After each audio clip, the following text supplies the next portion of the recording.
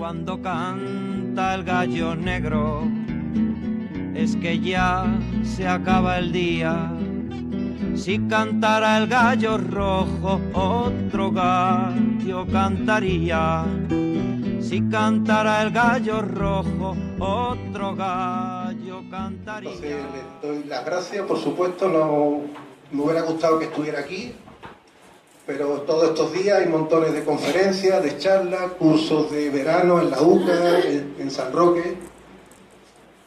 Bueno, pues voy a empezar, ¿vale?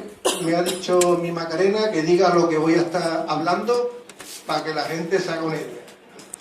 Entonces, si no me enrollo más o menos, sobre una hora, depende de si estoy fino o no estoy fino.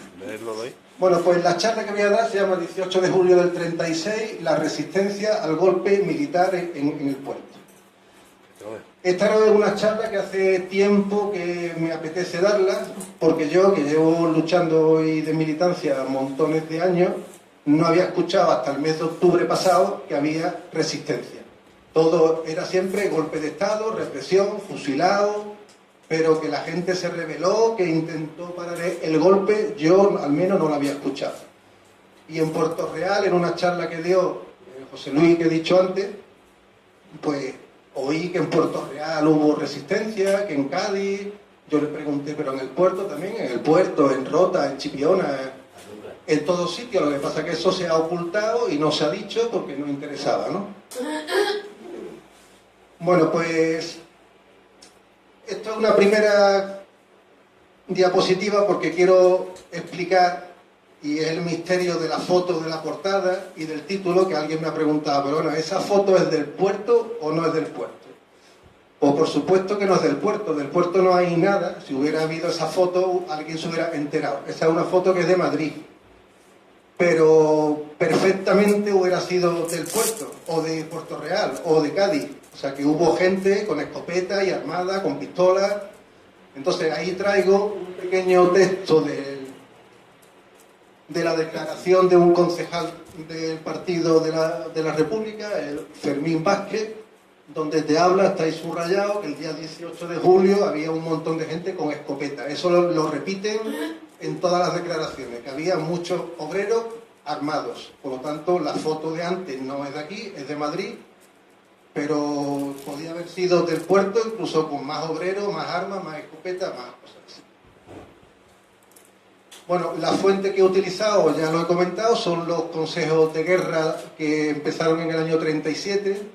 Hasta entonces no había nada legalmente, sino bandos de guerra, se fusilaba y punto, no se escribía ni un papel. Las típicas sacas de las cárceles y las tapias de los cementerios. En el año 37, por suerte para nosotros, empiezan ellos con la legalidad, ¿no? Después de un año fusilando gente, vamos a hacerlo un poquito más legal. Entonces, hace muy poquito que se ha podido conseguir toda esta documentación. Entonces, todo lo que me ha dado José Luis, pues son todos los sumarios de los portuenses relacionados con la resistencia, y son pues casi una docena de consejos de guerra. Algunos son individuales, como este, que es el de Fermín Vázquez, y otros entran 3 o 4 porque están acusados de las mismas cosas. Entonces, lo que yo quería decir, que lo que voy a comentar no es lo que ocurrió de verdad, sino que es una parte. Y yo me he leído todo el sumario y he tenido que entresacar lo que están contando de verdad, lo que están contando para escurrir el bulto y no los fusiles, porque hubo fusilamiento tras los consejos de guerra. Entonces yo espero que algún día aparezcan documentos, fotos que estén todavía por ahí escondidos, que alguien lo tenga y se aclare un poquito todo el panorama. Pero yo creo que lo que está ahí con los sumarios nos vamos a hacer una idea importante, ¿no? Yo creo que voy a poner unas cuantas diapositivas del contexto, ¿no? Porque hasta ahora, el 18 de julio, parece que vienen unos militares, dan el golpe y todo el mundo dice, anda la hostia, ¿qué ha pasado? Como en Turquía, ¿no? Anda, ha habido un golpe y parece que ocurren porque sí, ¿no? Que caen del cielo. Entonces voy a empezar diciendo, por supuesto, que intentos de golpe de Estado ha habido antes, con el Sanjurjo, el año...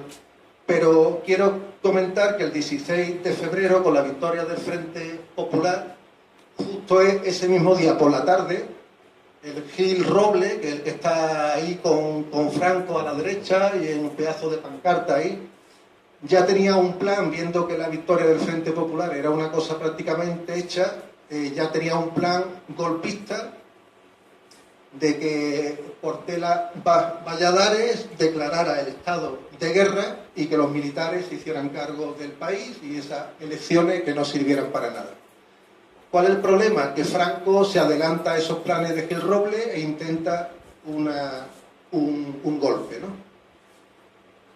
Entonces, la situación no estaba todavía muy madura y resulta que el intento de Franco por vez primera, el 17 de febrero, pues no lleva a ningún lado.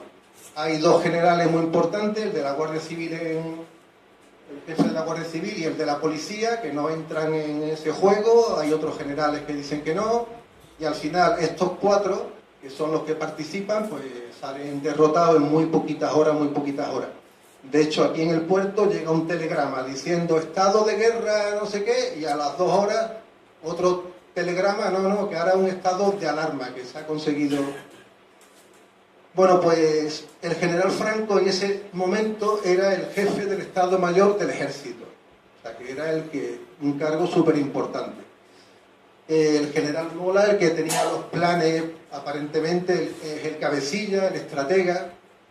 Bueno, pues estos cuatro simplemente lo que hacen no es que lo sancionan, ni lo destierran, ni lo mandan a no sé dónde, simplemente lo distribuyen por la periferia, ¿no?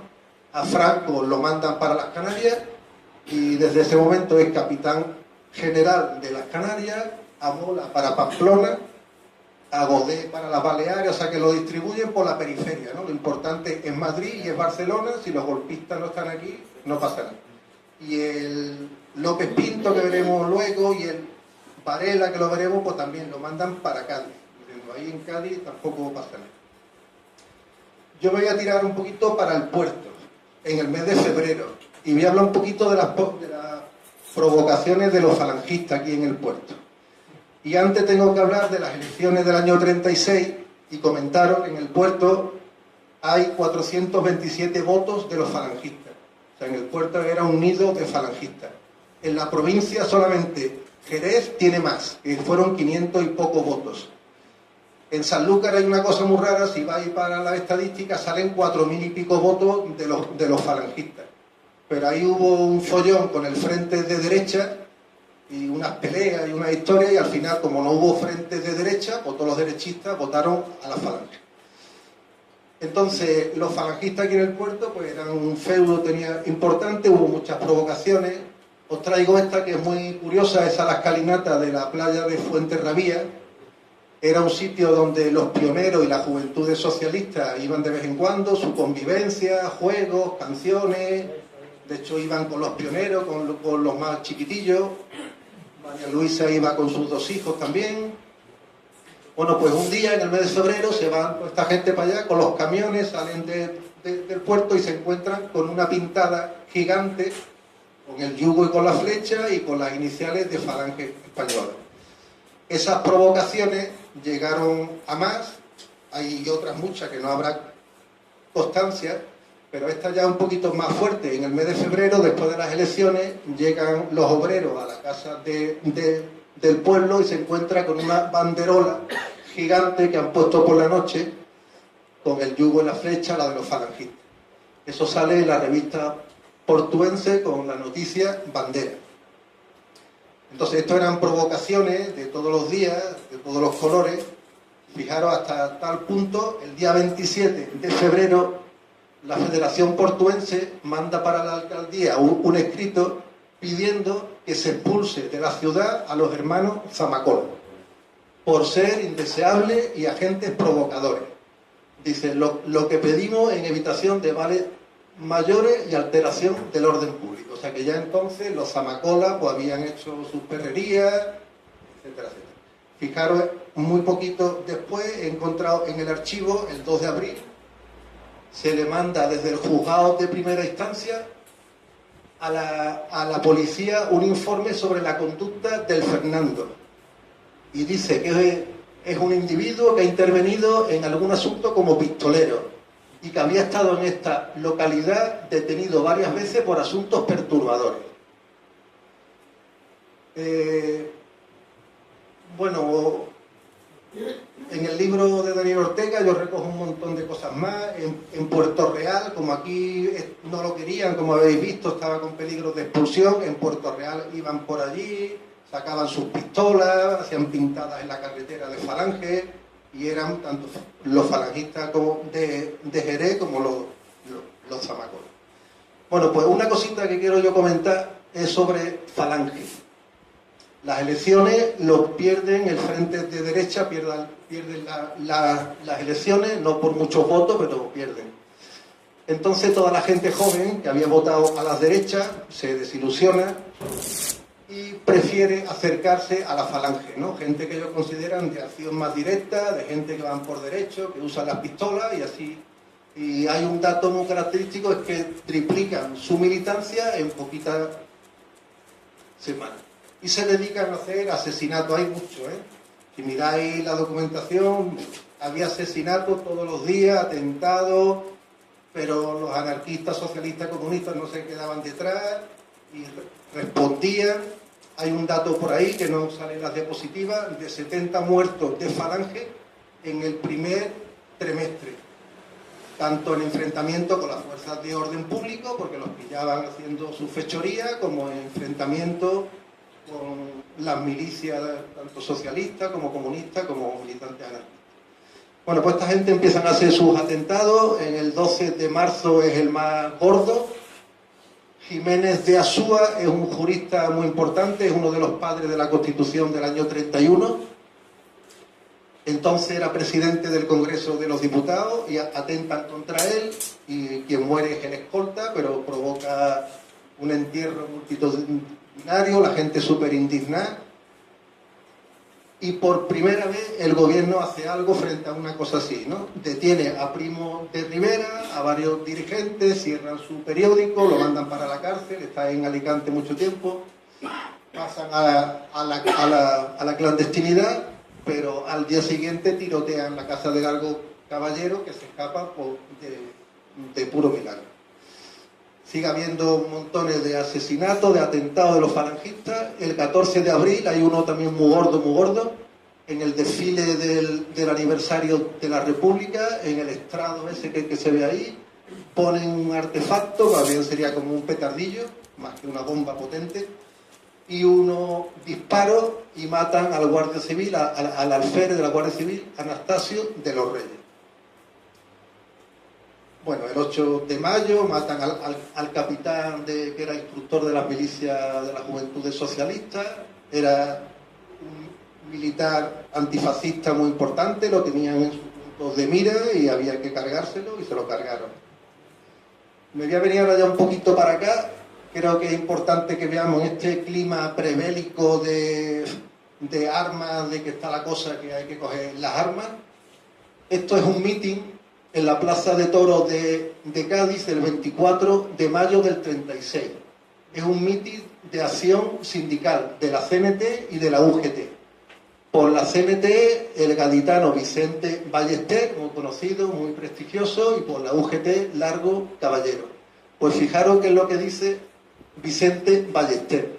Dice, pues aunque no somos muchos de levantar el puño, sí sabemos emplearlos, y los levantaremos con un fusil cuando tengamos que defender a la revolución. Por la tarde, en la misma Plaza de Toros, había otro mitin de Largo Caballero, ya por la Juventudes Socialistas, con Daniel Ortega, con otros oradores. Y fijaros que lo que decía Largo Caballero ese 24 del mes de mayo, que había que formar un ejército proletario para que la lucha fuera más fácil. Organizaros porque el fascismo se extiende por todas partes. Y terminó diciendo, necesitamos una organización fuerte para cuando el capitalismo quiera la guerra, venga la guerra social y con ella el triunfo del proletariado. O sea que ese es el ambiente, es el lenguaje que se respiraba en todos los mítines de enfrentamiento, porque el peligro era muy evidente. Luego interviene Daniel Ortega y fijaros, entre otras cosas, lo que él dice, aconseja a las milicias antifascistas, obreras y campesinas, que eran de ideología del PC, desde los comunistas, a organizarse y a disciplinarse para estar atentas para cuando llegara el momento de luchar por la revolución. aseguró que estas milicias deben organizarse aún sin armas, porque el día que se necesitase las habría en 24 horas, como las obtuvieron los revolucionarios en Asturias. Es verdad que en Asturias hubo armas enseguida, la revolución de Asturias. El caso es que Daniel Ortega ojalá hubiera tenido razón y en la zona de Cádiz, del puerto de Jerez, hubiera habido armas a las 24 horas. No hubo. En Madrid sí es verdad que hubo, que se repartieron armas enseguida. El problema es que aquí en Cádiz teníamos un gobernador militar de los golpistas y en Madrid no, lo habían echado, ¿no? Bueno, esto es otro artículo del día 30 de Daniel Ortega en la revista Trabajo, donde otra vez alertaba del fascismo, de que los jueces estaban soltando a los falangistas aún teniendo pruebas de los asesinatos y de que había que estar alerta y alerta y alerta. Y aún así, pues todavía decía que había que tener paciencia, unión, unión, unión, todavía no es el momento de la huelga general y paciencia. ¿Ves? ¿Qué pasa? Bueno, estamos ya llegando al día 18 y se produce un hecho bastante grave. Al segundo de la lista de los militares antifascistas de la República, que es el teniente de la Guardia de Asalto José Castillo, lo asesinan. Esa misma noche salen a pillar a quien pueda, se van para la casa de Gil Roble, no lo encuentran, se van a casa de otro, no lo encuentran, y al que pillan, pues al caracartón este, que no se fue, y pillan al calvo Sotelo, que tampoco es que fuera una figura súper importante, era un monárquico que estaba ahí entre dos aguas. Lo cogen, lo meten en el camión, eran guardias de asalto y los milicianos, y camino de la DGS, pues le pegan 2 tiros y lo asesinan. Se crea un gran revuelo, tanto por un lado como por otro. Producto del revuelo ese, de un clima muy grave, se disuelve las cortes, todas las sesiones se anulan. Y fijaros esto que traigo aquí para que veáis también ese clima prebélico y de cómo están diciendo que tengáis cuidado, que está esto muy cerca y no hacen nada de nada. Se reúne el día 15 de julio la Diputación Permanente del Congreso. Y Pepe Díaz, José Díaz, que es el secretario general del PC, en un discurso que se llama Alerta ante el complot de la reacción, fijaros que es lo que dice. Estamos completamente seguros de que en muchas provincias de España, en Navarra, en Burgos, en Galicia, en partes de Madrid y en otros puntos, se están haciendo preparativos para el golpe de Estado. Tened cuidado. Pues no tuvieron cuidado ninguno. Y al día siguiente, una delegación de la Unión de Militares Republicanos Antifascistas, la UNRRA, de donde era Castillo y Faraudo, los dos que asesinaron, se entrevistan con el presidente del Consejo de Ministros, el Casares Quiroga, y le dicen, alerta, hay una sublevación en marcha. Fijaros que son los propios militares los que le están diciendo lo que en los cuarteles se está sintiendo. Y le proponen unas medidas inmediatas, destitución de los generales, los que hemos visto antes, Godet, Franco, Mola, Fanjul, e incluso le dicen que disuelva el ejército, porque es un nido de fascistas. Pues nada, tampoco el gobierno entre dos aguas y no hace absolutamente nada. Bueno, esto es que el mismo día 17 hay asesinato de los falangistas, esto es en Sigüenza, en Guadalajara. Bueno, nos vamos ya para el día 17 de julio. El golpe de Estado siempre se habla que empezó el día 18, pero en realidad empezó el día 17 en Melilla. Este hombre, el coronel pues se equivoca un poco, los planes de Mola no lo interpreta bien y dice, pues yo me lanzo. El caso es que se lanza, Melilla la toma muy fácilmente, sin apenas resistencia, y acto seguido se pone en contacto con el Yagüe en Ceuta, con el de la H, con Tetuán, y rápidamente está en manos de los golpistas todo el protectorado en Marruecos.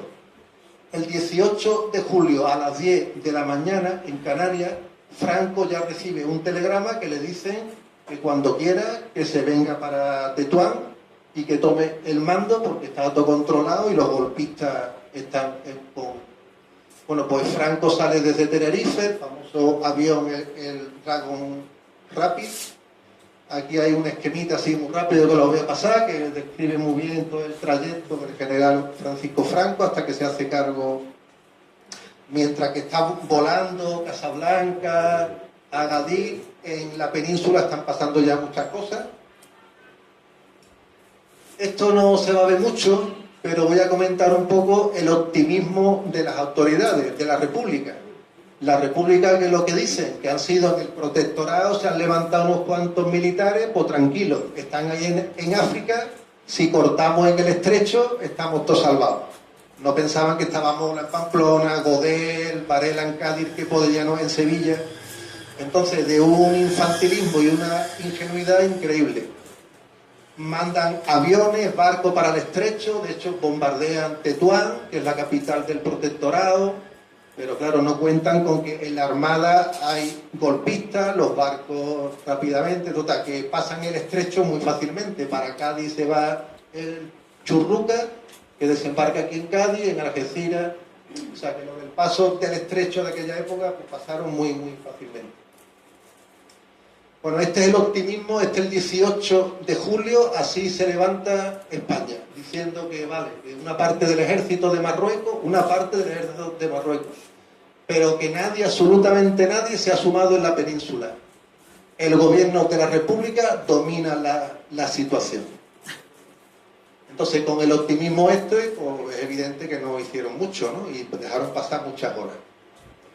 En Sevilla, el 18 a las 2 de la tarde, el Queipo de Llano pues, se subleva una parte de la guarnición, enseguida fácilmente toma el gobierno civil, el ayuntamiento.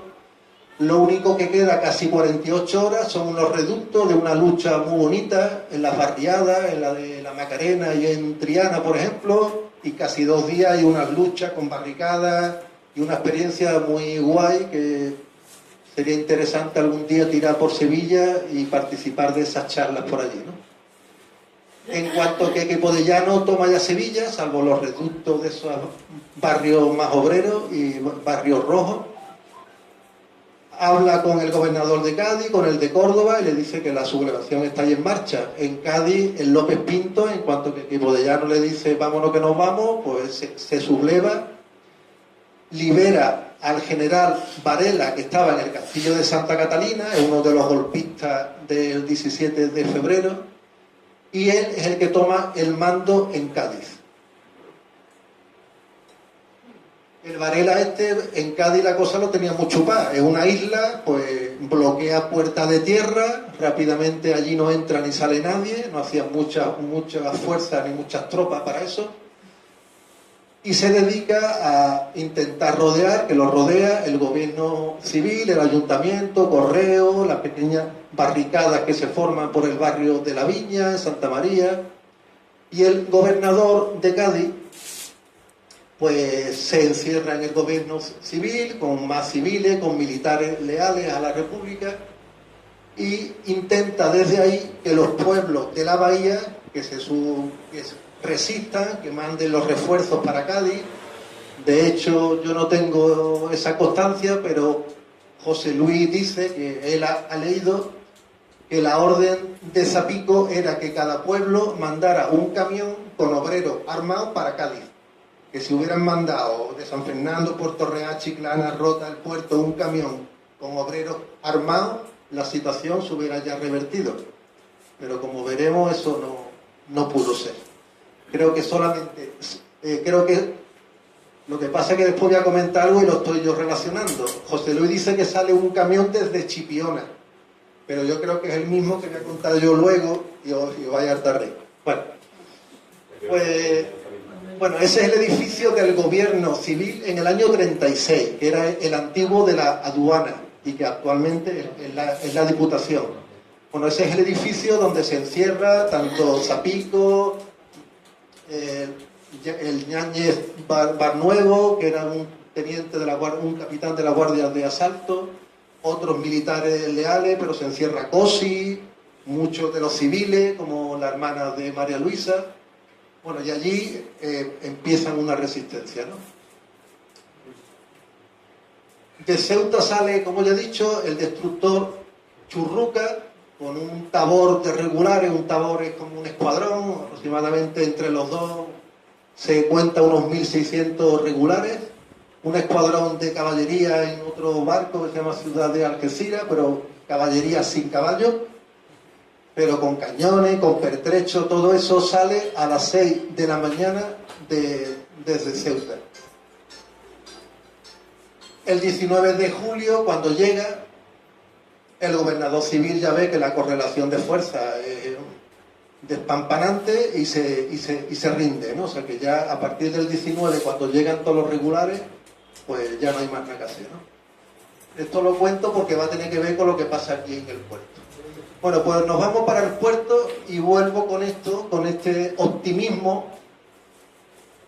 Cuenta en el sumario Mariano López Muñoz, que era un jefe de la unidad administrativa del ayuntamiento, ya tenía 60 y tantos años, llevaba muchos años en el ayuntamiento, y cuenta que ese día 18, cuando entra en el despacho en el ayuntamiento, pues aquello es montones de rumores de lo que había pasado en el norte de África, mucha gente por los despachos, despachos de las concejalías, pero que más o menos se pudo trabajar bien, ¿no? Con ese, como los nervios a flor de piel. Y dice que llegó la hora del almuerzo y se fue para su casa y durmió ya la siesta.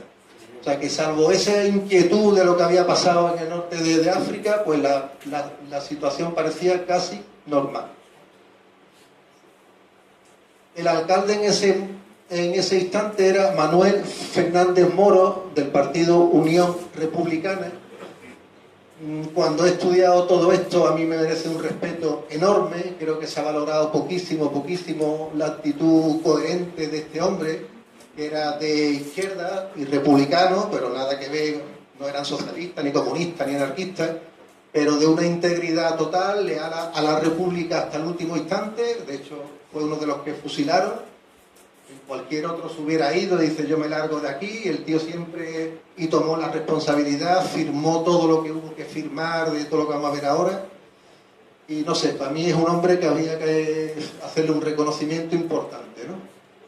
Bueno, pues este es el alcalde, que llevaba muy poquito tiempo. Bueno, pues hay un libro que hace muy poco que lo he conseguido, donde un pariente de un hombre que estuvo ahí en ese momento cuenta que llegó por la tarde, llegó en el vapor. Hubo muchos obreros que lo estaban ahí esperando, y fijaros que es lo que le dice Ramón Mila nada más bajarse del vaporcito. Dice, estamos cogidos, rodeados, poco podremos hacer. Entonces yo calculo que Ramón Mila se ha montado en el vapor justo cuando están rodeando el gobierno civil allí, y que coincide con la llamada. O sea que yo calculo, no he mirado los horarios de los vaporcitos de aquella época, que existen, que se pueden... Pero yo calculo que fue casi simultáneo la llamada del gobernador y Ramón Mila, que viene con esta información. A partir de ahí es cuando ya se pone la gente y empiezan todas las acciones de resistencia. Este es el cuartel de la Guardia Civil del puerto del año 36, el de la calle Cielo 79 actual y entonces. Está justo en donde desemboca la calle Santa Clara, actualmente creo que es Carmen Pérez Pascual o algo así. Bueno, pues ahí estaba el cuartel de la Guardia Civil. Fijaros que está muy cerca del ayuntamiento. Bueno, pues el alcalde llama por teléfono a la Guardia Civil, a un sargento que es el que estaba ahí al mando, y le dice que entregue armas. Que el gobernador civil ha dicho que la situación es muy grave y que hay que armar a la gente para la resistencia. El Guardia Civil le dice que no, que si no tiene un permiso de sus superiores, pues que no hay armas. Porque sabe que en el puerto hay muchos falangistas, hay muchos fachas, que esa gente no pueden estar los más señalados, no pueden estar en la calle, que los detengan.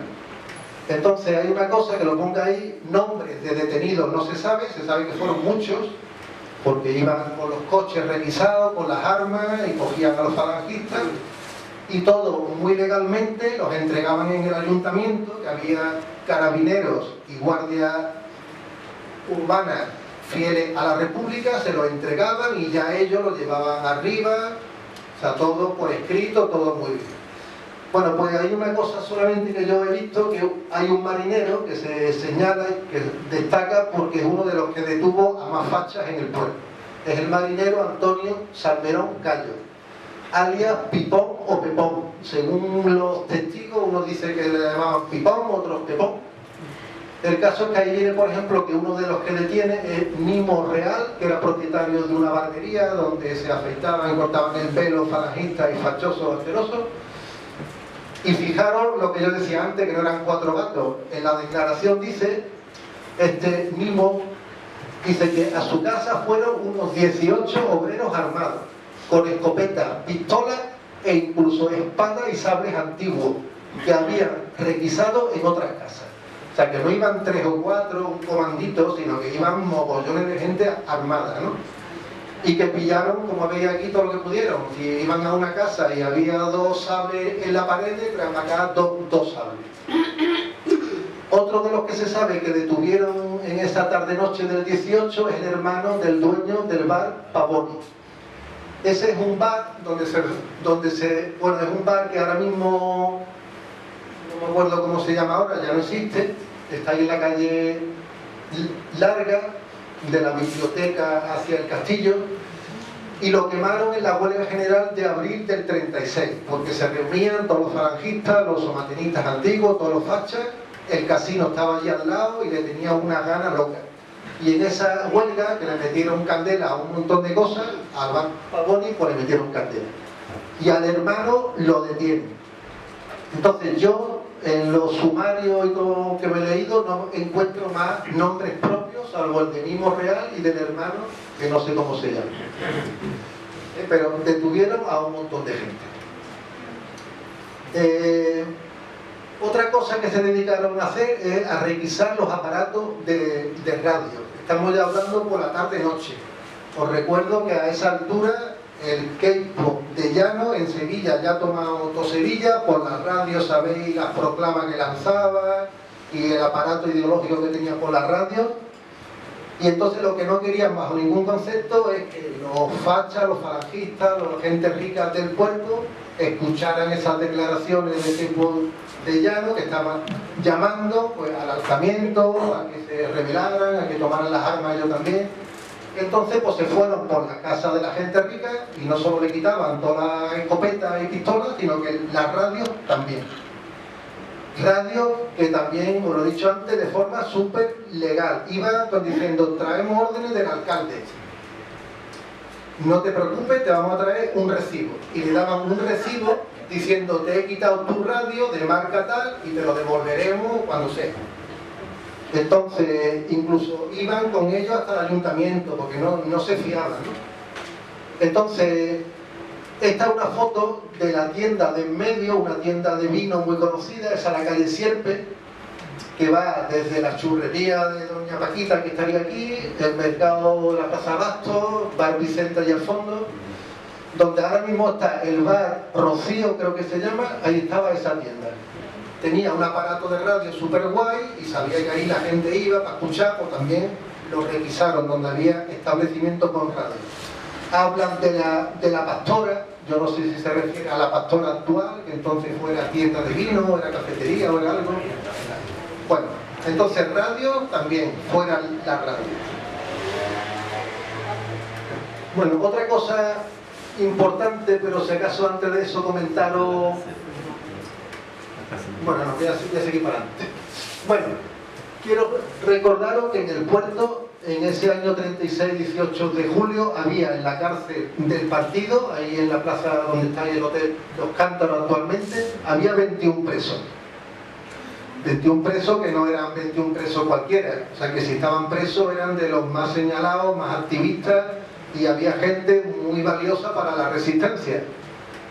Y entonces, a las 11 y pico de la noche, viendo que la situación no se revertía, que el golpe no se revertía, dicen una multitud al despacho del alcalde y le dijeron, escucha, estos 21 para la calle. También ellos iban con la cosa de que poquitos días antes había vuelto el alcalde y Ramón Mila como teniente de alcalde, Gallardo concejal del PSOE, y trajeron una, ¿cómo se llama la palabra? Una promesa del ministro de Justicia de que iban a liberar a estos 21 presos. No liberarlo, pero dice que por lo menos un arresto domiciliario, que estarían en su casa con la familia y tal y cual. Entonces ellos un poco también iban con la legalidad de que había una promesa de hace casi una semana. Bueno, pues se sabe que van a ver al alcalde, el alcalde dice que ni mijita que no lo suelta, que esos están presos, que él no tiene la autoridad en cuanto que los obreros se van y se van con ánimo de decir, pues si tú dices que no, pues es que sí. Entonces el López Muñoz, que presenció eso, en el sumario dice que en cuanto que salieron por la puerta, el alcalde rápidamente coge un papel y un lápiz y firma la libertad de los 21 presos. Y coge a uno de los obreros armados, por lo visto había como unos correos abajo en el ayuntamiento, obreros con pistola, con escopeta, y el alcalde los mandaba para acá, para allá, para lo que hiciera falta. Y le dice que salga pitando porque él piensa que los obreros van a asaltar la cárcel. De hecho, el hombre este, que es muy legalista, el López Muñoz, le dice que cómo ha hecho eso, que estás loco, que tú tomes esa responsabilidad. Y el Fernández Moro, pues lo que dice es que lo que hace primero, que el gobernador le ha dicho que tiene carta blanca para hacer lo que él quiera, que la situación es muy grave y que de todas formas van a salir, porque los obreros están porque lo sacan, ¿no? Bueno, pues hay una declaración donde dice que quien va para la cárcel es el maestro Ángel Madrigal Gómez, el concejal Gallardo, que es del PSOE, otras 3 personas, muchas veces habla de personas y no dan nombre, es una lástima. Y dice que esos 5 personas hablan con el oficial mayor de la cárcel, ese Melchor Barat Cerezo, y le dicen que tiene que soltar a los 21 presos. Consta que Gallardo llevaba una pistola automática, que se la mostró como amenaza, y que Gallardo dice que la tenía, bueno, él se defiende que la tenía, pero era para defender a sus compañeros, que no era para amenazar a nadie. Entonces, el caso es que el oficial abre la celda y liberan a los 21 presos. Yo intuyo que fue una amenaza de que la gente estaba, esa plaza estaba abarrotada, según las crónicas, hay gente que estaban ahí, había cientos de mujeres y de hombres esperando la salida de los presos. Incluso se pensaba que era una amnistía. En el libro de Paco Artola, que presencia eso, es un niño chiquitito, Artola es uno de los que sale, y él piensa que es una amnistía. De hecho había habido una amnistía por el triunfo del Frente Popular. Entonces yo creo que fue que el oficial mayor dice, este tío pistola, hay un montón de gente ahí diciendo que lo tal, y que supongo que el correo vino con la orden. El caso es que salen sin violencia, sin disparos y sin nada. Antes de que no lo diga luego, creo que es importante que yo diga que en todo esto que está pasando no hubo ningún herido, ninguna agresión. Entraron en casa donde había mujeres, niños, de esta gente rica, de los bodegueros, y declararon siempre respeto absoluto. O sea, no hubo ningún abuso de ningún tipo, ni un muerto, por supuesto, ni un herido. O sea, nada que ver con lo que pasó al día siguiente cuando entran los regulares y las cabechinas que hacen en el puerto. Y ganas tenía. Eso por si no me da tiempo a decirlo. Bueno, pues esto es otro hecho súper importante, porque la gente que sale es una gente que ahora vamos a ver en los sumarios que participa en todas las acciones. Ahí sale Silva, que es un joven de la juventud comunista muy antiguo, antes y ahora, Cayetano Aparicio, sale Artola, Valiente, un montón de gente que había ahí, montones. Y que rápidamente pues se mete en la comisión de defensa y a participar.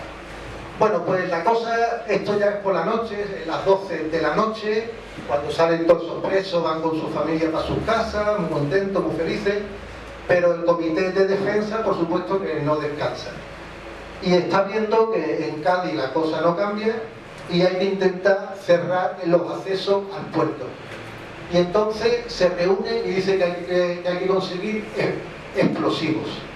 Y el alcalde, que es muy ingenuo otra vez, se va para el cuartel de la Guardia Civil con concejales, montones de gente ya armada, y le dice, escucha, los explosivos que tenéis ahí, para acá, que la cosa está que arde. El sargento dice que no te doy explosivos, que no tengo orden de mis superiores y no te lo puedo dar. Una cosa importante, que la Guardia Civil está acuartelada. En ningún momento de todo lo que está pasando, de gente que va a las casas con la escopeta, los detienen, no intervienen para nada. Hubieran intervenido si hubiera habido disparos, heridos, o cosas así hubieran intervenido. Si no, ellos estuvieron ahí, tan tranquilitos, pero no soltaban nada.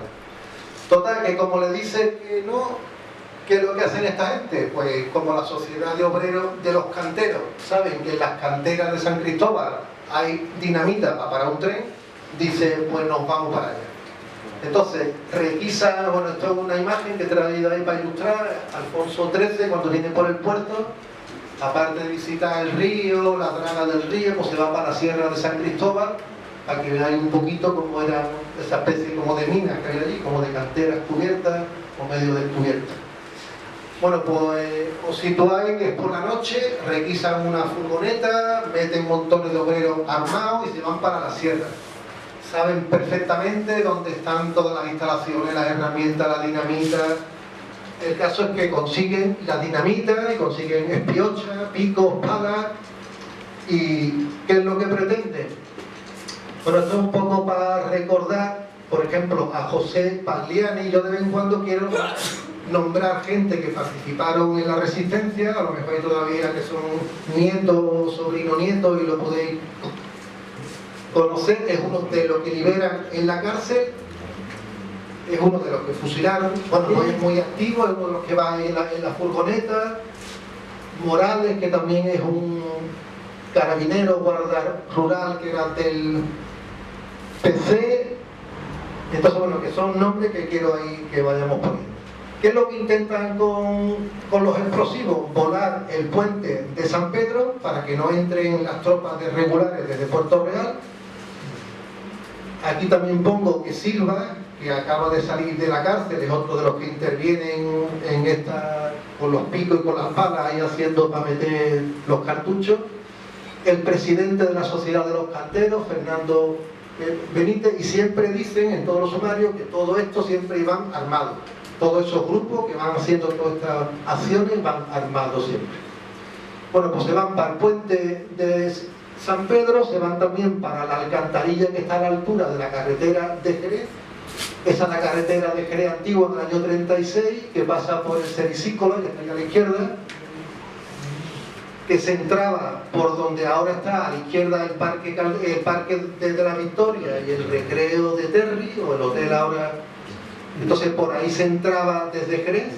Bueno, pues por ahí había unas alcantarillas que le llamaban alcantarillas de la Victoria, y por ahí también quisieron meter la dinamita para volar toda la carretera y que no pudieran entrar desde Jerez. En los sumarios también habla de la carretera de San Lucas, no sé a qué nivel, no lo pone. Bueno, quiero comentarte una cosa, y es que al principio intentan hacer todos los barrenos para la dinamita en plan bestia, a pico y pala.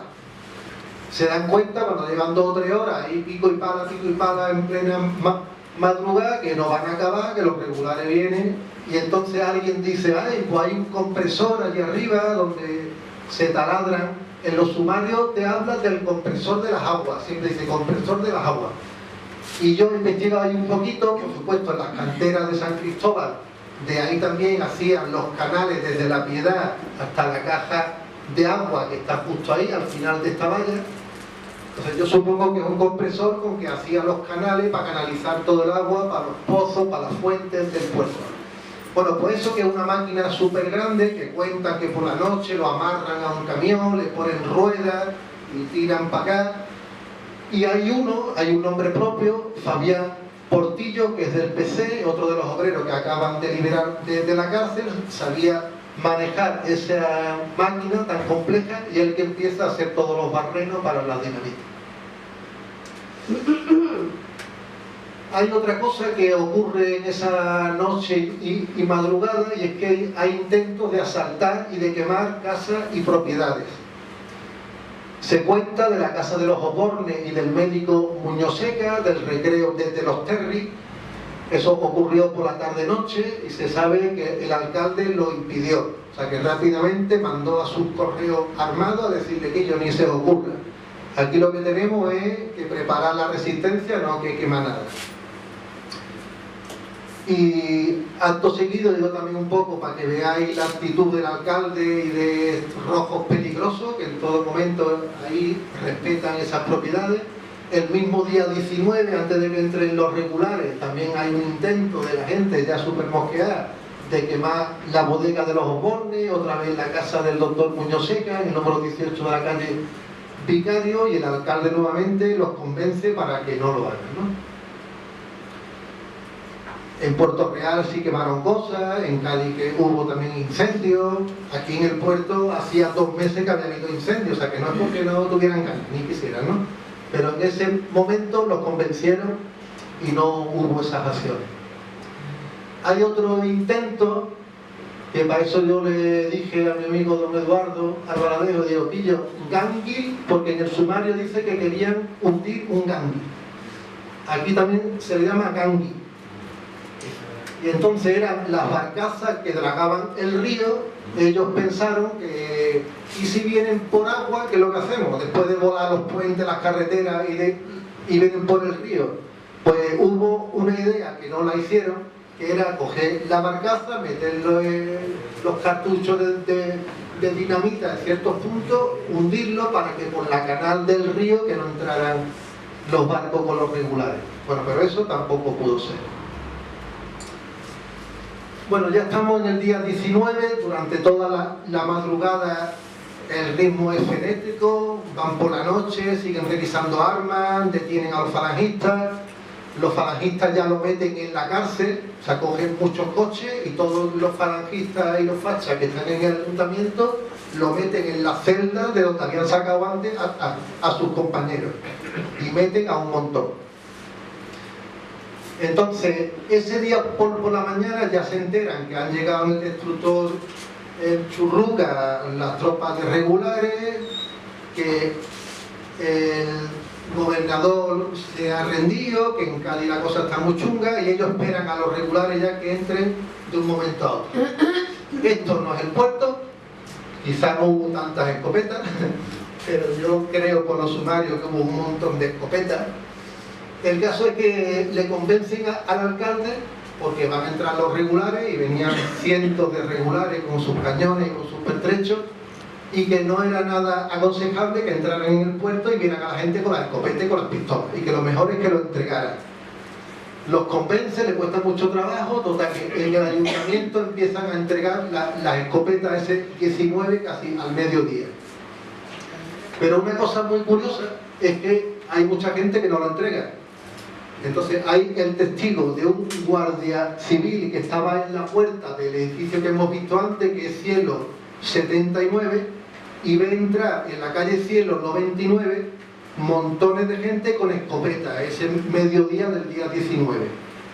Es donde vivía un republicano muy famoso que participó ahí en la resistencia, me acuerdo que es Rogelio Sánchez o algo así, y dice que los veía entrar con escopeta y salían sin las escopetas. Entonces lo denuncia y dice, escucha, ahí han metido un montón de escopetas. El caso es que registran esa casa, que era como una corrala, una casa de vecinos, y no encontraron nada. Al año encuentran que en el pozo alguien se encuentra una pistola. Bueno, pues ese caso de encontrar en los pozos pistolas y rifles que tiraron en ese momento gente que se quedaron con las armas, yo lo he visto en varios de los sumarios, tanto de esta serie como de las chicas, de los sumarios de las compañeras, donde sale eso. Entonces yo intuyo que hay mucha gente que no entregó las escopetas ni las pistolas. Y una hipótesis mía es que todavía puede haber escopetas y pistolas por ahí. De hecho había unos tabiques falsos y encontraron escopetas en los tabiques falsos. Entonces igual algún día, como hay tantas casas viejas que no se restauran en el centro del puerto, tiran una y encuentran 3 escopetas viejas, o 2 pistolas o cualquier cosa. Bueno, también hay un conato porque hay obreros que una vez que lo han entregado en la alcaldía un poco se arrepienten, no están de acuerdo y quieren recuperar todas las escopetas para seguir con la resistencia. El caso es que no lo consiguen. Mucha gente se van por los campos, tenían casitas de campo, por Rota, por aquí, y se cuenta de gente que con esas escopetas se fueron para Jimena, pasaron para la República con sus propias escopetas. Pero la mayoría dicen que sí se entregaron ese antes de que entregaran los regulares. Los regulares al final, bueno, ¿qué es lo que pasó con los explosivos, ¿no? Los explosivos al final fue un pequeño fracaso, no consiguen hundir el puente de Río San Pedro, no consiguen destruir las carreteras que habían. Sí lo explotan, unos desperfectos, pero no suficiente como para que no lo crucen. Hipótesis hay muchas. Yo leyendo los sumarios, hay una que dice que ese capitán sanluqueño dice que, por ejemplo, por el puente había unas conducciones de agua para la población y le decíamos que tener cuidado los barrenos, porque vale que el puente, pero que el agua, por favor, que la conducción, porque si nos quedamos sin agua. Y por lo visto parece, y en la alcantarilla de la Piedad, por ahí por la Victoria también, cuidado que el agua viene desde la sierra, ¿no? Y parece ser que no hicieron las barreras donde había que hacerlas para que el puente se fuera a tomar por culo, o las carreteras. También se habla de un poco de sabotaje, de obreros que no estaban de acuerdo y hacían los barrenos mal. El caso es que aunque no lo hicieron bien, los regulares no entran por carretera. Sabían plenamente lo que habían hecho y podía decir lo mismo, hay explosivos y si pasamos por el puente y explotan. El caso es que los regulares entran en el puerto por el río, al final, y desembarcan en el muelle de las galeras. Y rápidamente pues se van para el ayuntamiento y detienen al alcalde, teniente del alcalde y a toda la gente que estaba allí y lo llevan para el penal. Inmediatamente van para la cárcel del partido, donde estaban todos los falangistas detenidos, los sueltan. Y un poco ya empieza la parte que yo no quiero contar, que es la parte de la represión, ¿no? Que hubo mucha y muy sangrienta, muy dolorosa. Estos son más tropas de regulares. Voy a comentar un poquito qué es lo que pasa, y además tiene que ver con Falange y con el puerto, porque todos los historiadores cuando estudian el puerto ven que es algo súper peculiar. Mucha de la gente cuando llegan los regulares, incluso antes, hay gente que se esconde. Por ejemplo, el concejal ese se va para Chipiona, tenía su familia, se larga, el Fermín Vázquez, y dice yo me escondo, y estuvo casi un año escondido. Otra gente se escondió en otro sitio y aparece. Hay otra gente que se va al bando republicano y lucha allí. Por ejemplo, se sabe que los hermanos Ibáñez, que eran de las juventudes comunistas, se fueron y pelearon en el bando de la República, y se sabe porque hay una carta de Daniel Ortega que le cuenta y le manda unas pertenencias para su madre que vivía aquí en el puerto, y le dice que ha caído en tal frente uno, no sé si es Ricardo o Manuel, y el otro ha caído en tal frente. Por ejemplo, se sabe que Cayetano Aparicio pasó para la República, porque también Daniel Ortega se lo encuentra en la cárcel y lo detuvieron en el 39. Pero hay un montón de gente que se pasa para la Falange. O sea, es muy famoso que en la Falange del puerto muchos sindicalistas y comunistas se metieron en la Falange. La mayoría fueron porque estuvieron escondidos casi un día en sus casas, escucharon ya esa primera noche detonaciones de los fusilamientos, de los primeros fusilamientos ya de ese 19 de julio, más el terror correspondiente, y yo intuyo, y el cajón y humano, en teoría, ellos buscan a los zamacolas y no a cualquier otro, y les dice que quiere formar parte de la columna de los zamacolas. Algunos fueron militantes de sindicatos, se habla de la CNT, Alejandro del PC en algunos meses, o sea que ellos tenían conocido entre los obreros. Entonces todos ellos cuentan que querían hablar con Fernando Zamacola, con Domingo, y eran ellos quien iba a detenerlo. Le decía, aquí yo estoy en mi casa en tal sitio, ven tú y me detienes tú. Ellos fueron también para la cárcel, para el penal, y hablaba con los obreros que estaban allí y decía, aquello, ¿sabe lo que está pasando? Si quieres salvar tu pellejo, el de tu mujer, los hijos, los raspados de cabeza, aceite de ricino, te vienen conmigo. Y muchos hicieron eso. Algunos se sabe, por ejemplo, de los que fueron para la columna de los zamacolas, que desertaron y en el frente se pasaron para los republicanos. Está documentado que algunos hicieron eso. O sea, que se metieron ahí para decir, pues venga, y en cuanto pudieron, pues se largaron. Pero este es un telegrama que he encontrado yo en el archivo que demuestra que la Falange del puerto era un nido de comunistas, eran todos rojos. Que no fueron ni 2, ni 3, ni 4, que fueron decenas. Y el gobernador le dice al jefe local de Falange, el Domingo Zamacola, en agosto, y le dice que expulse a ese András, yo no lo he escuchado en ningún otro documento, y a otros por ser comunistas. Bueno, pues esta es una situación un poquito... Quiero comentar ya que estoy terminando el capitán. A mí el capitán es una figura que me ha resultado muy simpática y yo me he imaginado qué es lo que le pasó. Por supuesto, como era un militar, no lo llevaron para el penal. Yo supongo que le aplicaría a la jurisdicción militar.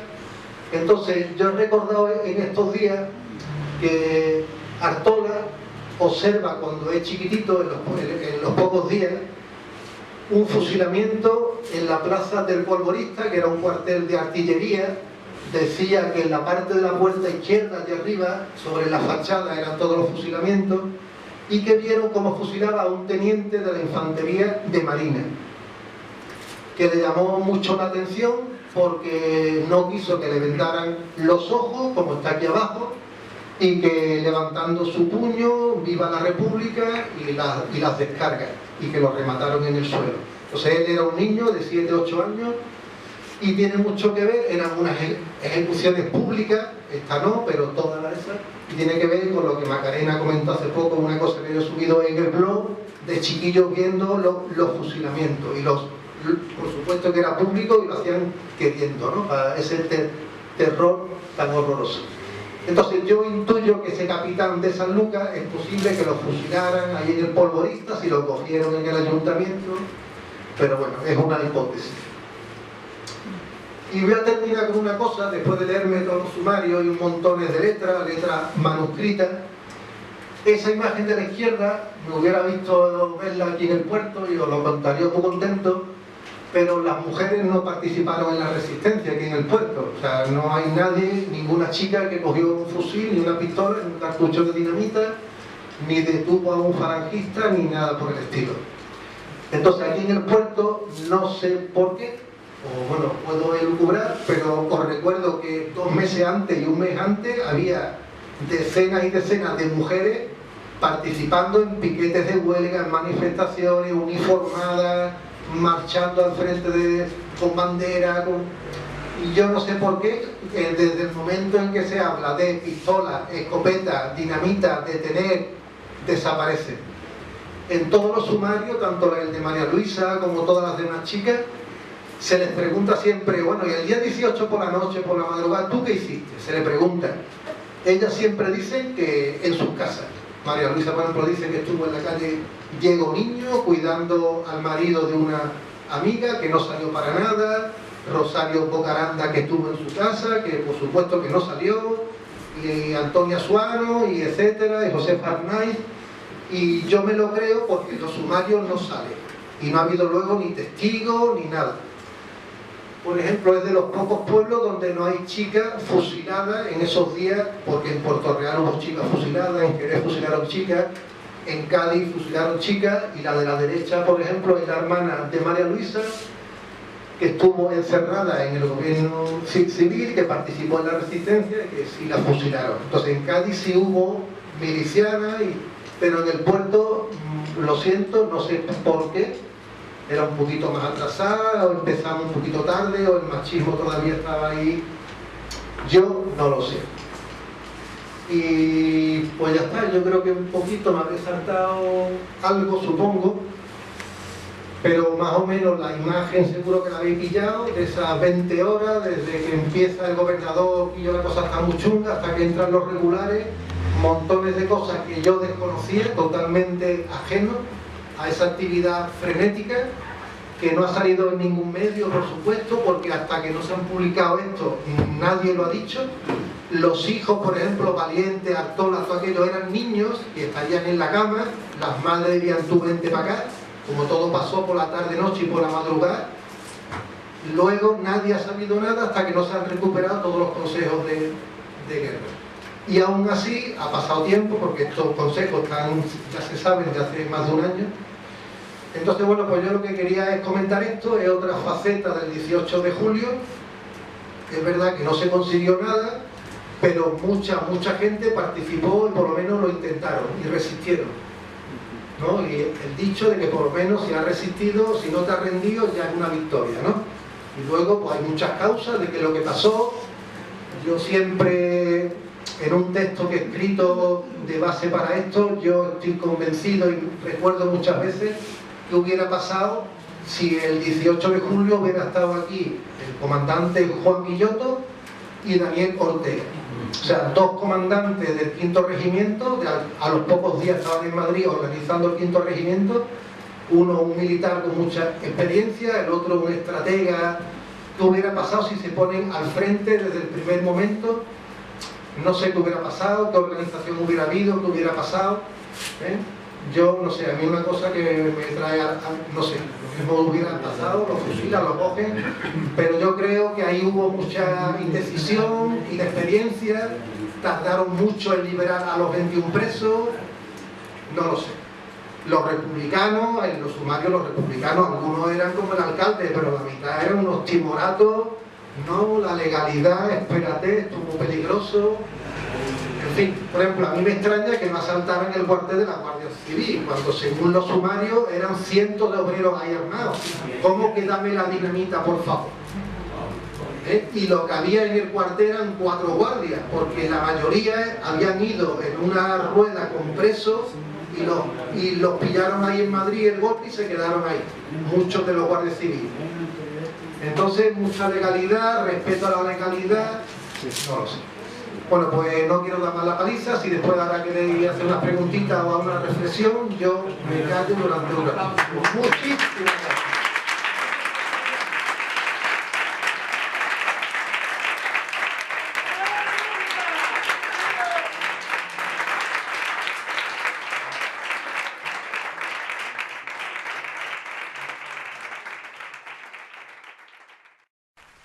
¿Quién se acordaba de ti en la batalla del Ebro?